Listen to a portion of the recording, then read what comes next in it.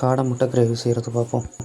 வெட்டி வச்ச வெங்காயம், பூண்டு, அப்புறம் வெட்டி வச்ச தக்காளி, ஒரு பேனில் எண்ணெய், அப்புறம் கடுகு, சோம்பு, கருவேப்பிலை, வெட்டி வச்ச வெங்காயம், தேவைக்கான உப்பு, ரெண்டையும் சேர்த்து நல்லா கிளறணும்.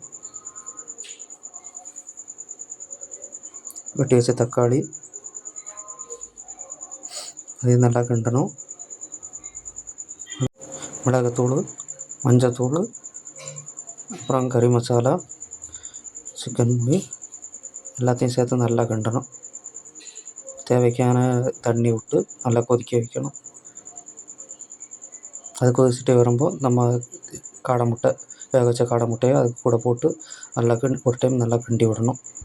கிண்டி விட்டுன்னு ஒரு 2 நிமிஷம் கழித்து பார்த்தா காடை முட்டை ரெடி ஆயிடும்.